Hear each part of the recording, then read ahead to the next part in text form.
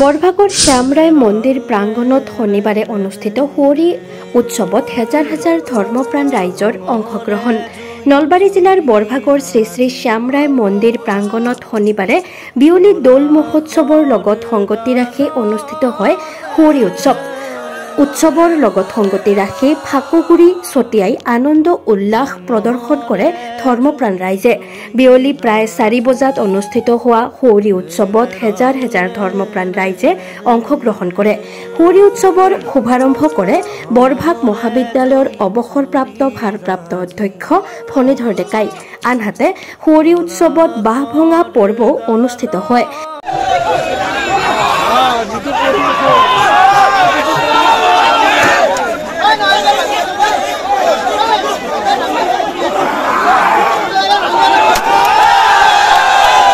বাঁহ ভঙা অনুষ্ঠানত কেইবা সহস্ৰাধিক ধৰ্মপ্ৰাণ ৰাইজে অংশগ্ৰহণ কৰা পৰিলক্ষিত হয়।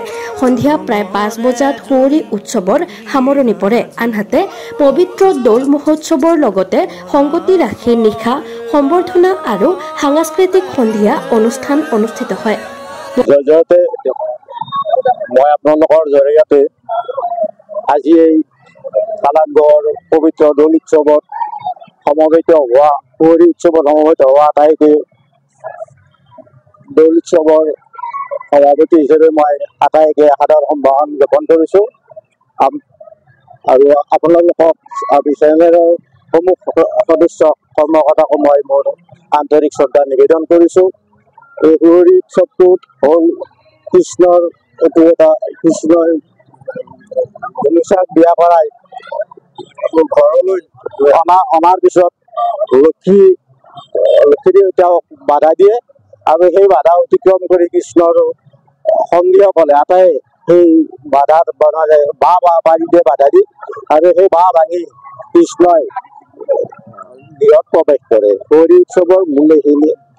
আমাৰ এইটো কিমান বছৰ একচুৱেল বয়সটো ক'ব নোৱাৰি, আমাৰ আগৰ যিখিনি ৰেকৰ্ড নাই, তথাপিতো আমি 2026 চনত আমি 200 বৰ্ষ অনুষ্ঠান উদযাপন দৌল উৎসৱ পালন কৰিবলৈ 200 বছৰৰ আমি এটা পালন কৰিবলৈ আয়োজন চলাইছোঁ। এইবেলি কিমান দিনে আকৌ উদযাপন কৰা হৈছে? এইবেলি কিমান দিনে? এইবেলি আমি 5 দিনীয়াকৈ উৎসৱটো পালন কৰিছোঁ।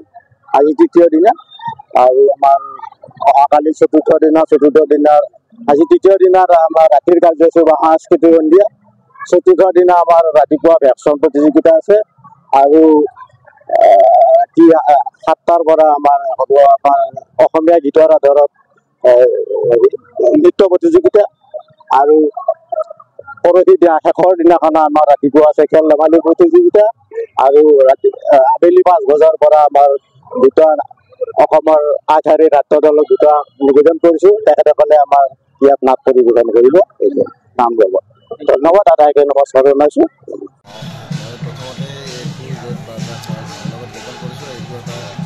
মিডিয়াৰ জৰিয়তে এটা প্ৰচাৰ হোৱাৰ ক্ষেত্ৰত কথা হ'ল যে আমাৰ আজি বৰভাগৰ অন্যতম গাঁও গাঁও যদিও আমাৰ শ্ৰী শ্ৰীকৃষ্ণৰ পবিত্ৰ দৌল যাত্ৰাটো উদযাপন কৰি কৰা হৈছে, আমি অনুভৱ কৰোঁ যে অকল গাঁৱতে সীমাবদ্ধ থকা নাই।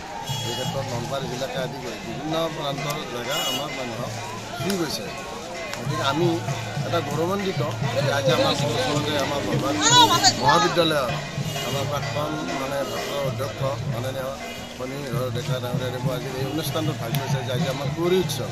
এই হোলী উৎসৱটোৰ এখেতৰ জৰিয়তে আমি আজি উদ্বোধন কৰিবলৈ আমি সক্ষম হৈছোঁ আৰু পৰৱৰ্তী সময়টোত আমি এনেকুৱা ধৰণৰ আমি কাৰ্যক্ৰমটো আমি হাতত লৈছোঁ। অহা 2026 চনত আমি 200বাৰ্ষিকী দৌল উদযাপন কৰাৰ কাৰণে আমি মনস্থ কৰিছোঁ। ইতিমধ্যে আমি প্ৰচাৰ মাধ্যমৰ জৰিয়তে আমি এইটো কথা বাৰ্তা প্ৰেৰণ কৰিছোঁ আৰু আজিৰ এই যিটো আমাৰ মানুহৰ যি গাঁৱৰ লগতে ওচৰ পাজৰৰ গাঁৱৰ বিভিন্ন প্ৰান্তৰ পৰা অহা মানুহে আমাৰ যিটো অনুষ্ঠানত সহযোগিতা আগবঢ়াইছে, আমি ইয়াকে প্ৰমাণ কৰি দেখুৱাইছে যে অনুষ্ঠানটোৰ প্ৰতি যিটো মানুহৰ যি দুৰ্বলতা, যিটো মানুহৰ প্ৰতি এইটো অনুষ্ঠানৰ শ্ৰদ্ধা আস্থা, এই ধৰণৰ কথাখিনি আমি প্ৰতিফলিত হৈছে যে আমাৰ কৰ্মই আমাক প্ৰমাণ কৰি দিছে যে আমি সঁচাকৈ ইয়াত সফলমণ্ডিত হোৱাৰ ক্ষেত্ৰত আমি সক্ষম হৈছোঁ আৰু আমি যিকোনো অনুষ্ঠান আজি আনুষ্ঠানিকতাৰ ক্ষেত্ৰত আনুষ্ঠানিকতাৰ আজি আমাৰ অনুষ্ঠানটো 3 দিনীয়া হিচাপে সমাপন হ'ব, কিন্তু আমাৰ অহা সোমবাৰলৈকে এই অনুষ্ঠান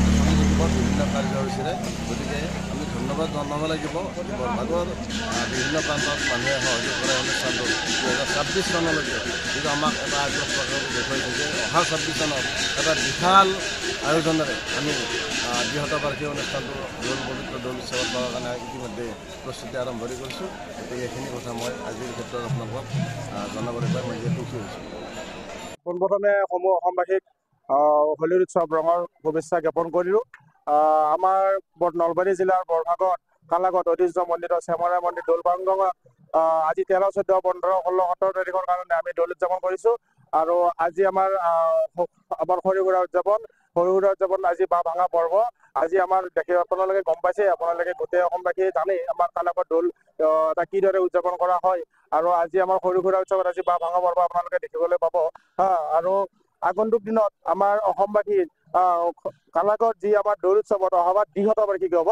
দ্বিশতবাৰ্ষিকীত সমূহ অসমবাসী ৰাইজৰ সহায় সহযোগিতা আমি শ্ৰদ্ধাৰে কামনা কৰিলোঁ। আৰু আমাৰ কালাগত যি দৌল প্ৰাংগণত আমাৰ যিখন কমিটিৰ তৰফৰ পৰা সমূহ অসমবাসীলৈ আমাৰ ৰঙৰ উৎসৱ হোলীৰ শুভেচ্ছা জ্ঞাপন কৰিলোঁ। ধন্যবাদ।